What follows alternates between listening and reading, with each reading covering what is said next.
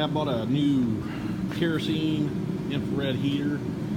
I've been using gas tank top heaters to heat my garage, and it's gotten so cold, it's down below zero, and while they knocked the chill off of my garage, they just weren't quite enough to get it warm in there. They made it tolerable, but I wanted a little more gusto on my heater. So today I went and bought this Remington 70R infrared heater.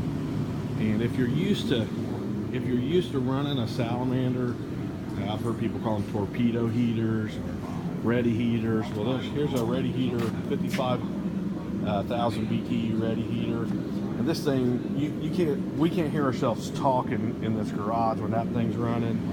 And while it shows up on the video to be kind of noisy, that thing's probably a third the noise of that ready heater. It's got a lot better fuel efficiency. The heat dispersion on it's a lot more even.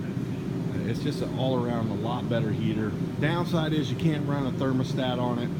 You either turn that thing on and let her rip, or plan on turning it off and turning it back on occasion.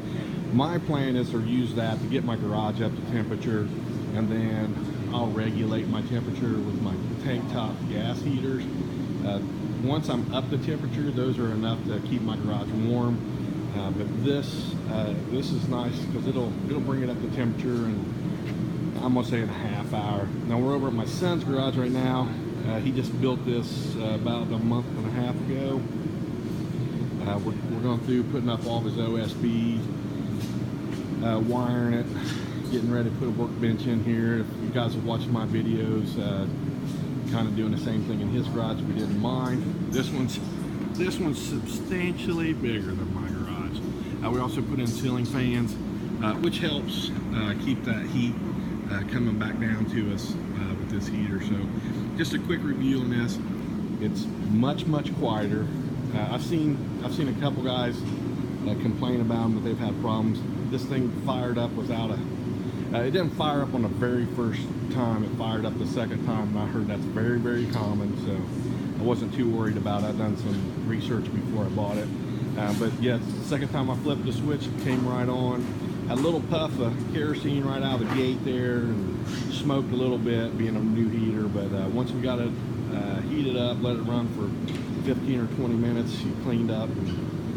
It's pretty quiet, very clean burning. Head and shoulders better heater than if you're thinking about one of these, like a ready heater or salamander, what a lot of people call them. If you're thinking about going that route, this is definitely the way to go. It's a little pricey. It's an extra 50, 75 bucks for a heater of comparable size, but it's twice the heater those other ones are, as far as just how quiet it is. It's way less fumes. It's just a nicer unit all around. So I definitely give it a big thumbs up. Just a little quick review on the heater I just purchased. If you like this review, please click like and subscribe. Gixerman 01 out. Thanks for watching. I bought a new kerosene infrared heater. I've been using gas tank top heaters to heat my garage, and it's gotten so cold, it's down below zero, and while they knocked the chill off of my garage, they just weren't quite enough to get it warm in there. They made it tolerable, but